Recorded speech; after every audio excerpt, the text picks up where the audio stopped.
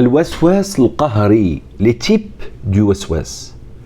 La dernière fois, j'avais parlé un petit peu d'une méthode, d'une manière globale sur ce que c'est le waswas et comment il fait à l'intérieur de notre esprit, de nos idées, comment il affecte très mal ce qui tourne autour de nous.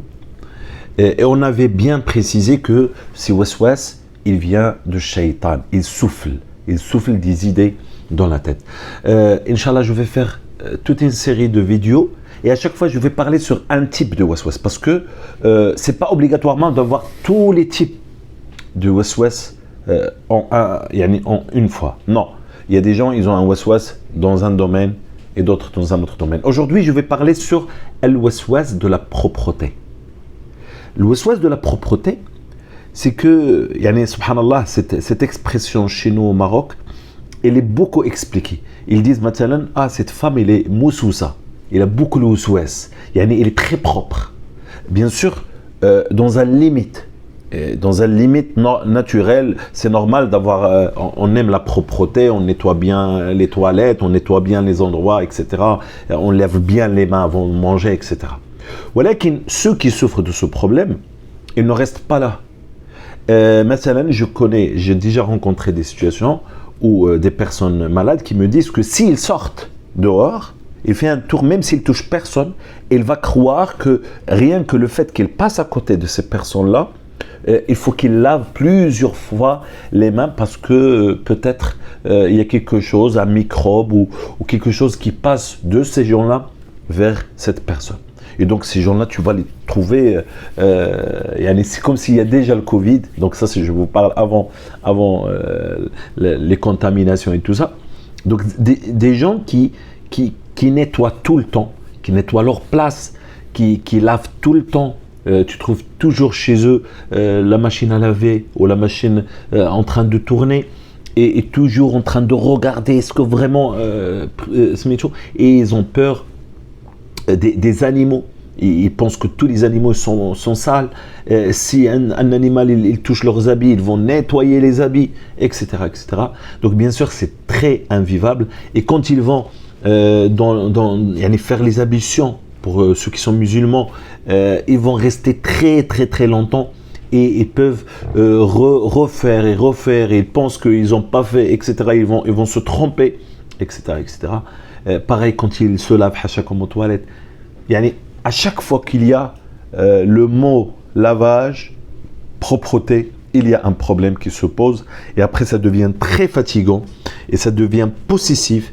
Ça tourne en rond et bien sûr, dans ma méthode, on doit chercher la cause parce que pour chaque maladie, il faut qu'on comprenne la cause. Pourquoi on est arrivé là? Soit par hérédité, c'est-à-dire soit on a grandi avec des gens qui sont comme ça, ou soit on a attrapé un mal occulte, suite à un événement difficile, suite à une perte de quelqu'un, suite à un choc, etc. Et que donc le malade, il faut qu'il regarde à quel moment je commençais à devenir pire. Est-ce que j'étais toujours comme ça? Ou à un certain âge, par exemple à l'adolescence, ou bien quand je me suis marié, ou bien quand j'ai rencontré telle personne, etc. Donc regardez à quel moment tu as commencé de devenir intensivement propre. Moussous et moussous de nadafa, de la propreté. Ensuite, tu regardes l'événement ou bien les événements qu'il y avait autour, et ensuite tu regardes les autres symptômes. Parce que certainement, il y a d'autres symptômes qui vont avec ton waswas. Donc, quand je dis les autres symptômes, comment tu fais quand tu écoutes la ruqya, en général, malheureusement, les gens qui ont le waswas, en général, bien sûr, ils n'ont pas beaucoup de réactions. D'accord? Pourquoi? Parce qu'en fait, même la ruqya, ils ne sont pas concentrés. Ils ne peuvent pas se concentrer. Tous les gens qui ont le waswas, je parle que le waswas principal. Parce qu'en fait, je m'explique. Parfois, le waswas est la maladie principale. C'est-à-dire, c'est le problème principal. Et parfois, le waswas n'est que effet secondaire de mal occulte. D'accord? Donc il faut faire cette différence, je le dis souvent. Donc quand mon problème principal c'est le waswas, c'est la maladie, dans ce cas-là, donc je regarde les symptômes. Ensuite, j'écoute un ruqya et je me concentre. J'évite toutes les situations. À chaque fois, je m'entraîne. Il faut que je m'entraîne à stopper cette habitude. À faire confiance. Si je doute, est-ce que j'ai lavé bien mes mains? Je ne lave pas. Est-ce qu'il va arriver un problème? Non, il ne va pas arriver un problème. C'est pas, et puis voilà, petit à petit, il faut renforcer le nafs.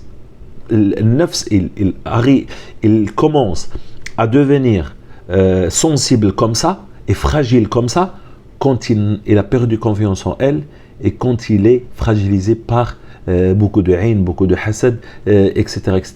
Il est affamé, il a besoin de se nourrir. Donc, ad-dhikr, dhikrullah, astaghfirullah wa atubu ilayh.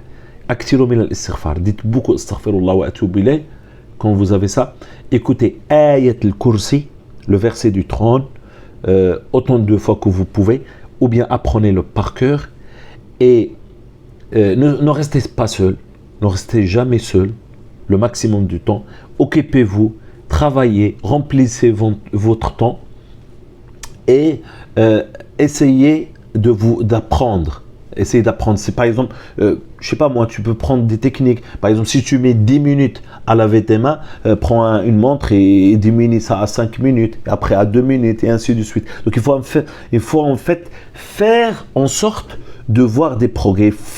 Il faut pas seulement faire ruqya, etc. et attendre que tout va changer comme ça du jour au lendemain. Non, parce que tu y as pris une mauvaise habitude. Tu le fais maintenant d'une façon automatique. Maintenant, il faut que tu recules en arrière et que tu commences à diminuer petit à petit ces mauvaises habitudes parce qu'après, c'est très invivable. J'ai une bonne nouvelle. Je me rappelle que j'avais formé un frère qui avait ce problème-là. Je me rappelle, il faisait ruqya avec moi. Machallah, il récitait bien et tout. Comme quoi, le monde occulte, c'est pas Zama, tu sais lire le Coran et tout ça. Ça y est, tu n'as pas ça. Donc, je l'avais formé. Il est resté longtemps avec moi. Et subhanallah, après un certain temps, je pense après 2 mois ou 3 mois, il n'avait plus le waswas. Je me rappelle qu'il restait très longtemps dans les hammams, dans les salles de bain, etc. Au point où j'ai peur. Je me dis, il va lui arriver quelque chose. Il reste par exemple 40 minutes, rien pour faire les ablutions, etc. Ou bien dans les toilettes et tout. Il reste très longtemps. Et alhamdoulilah, en faisant ruqya, nous deux, on faisait ruqya sur beaucoup de gens, donc il était tout le temps avec ruqya. Un jour, il est venu, il m'a dit, alhamdoulilah, quand il a terminé sa formation avec moi, il m'a dit, alhamdoulilah, j'ai plus de waswas. Et c'est vrai qu'on voyait qu'il a de plus en plus confiance. Et donc, alhamdoulilah, ruqya, ça va aider, même si vous n'avez pas de réaction.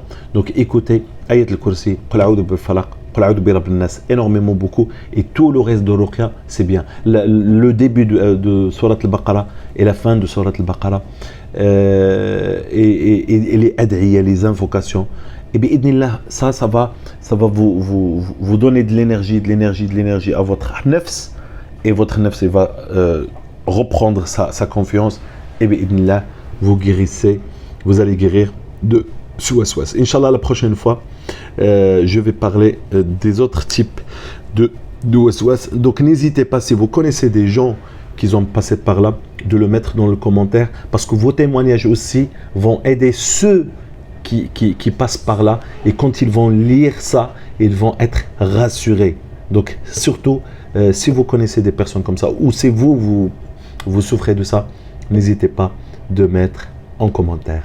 Salam alaikum wa rahmatullah.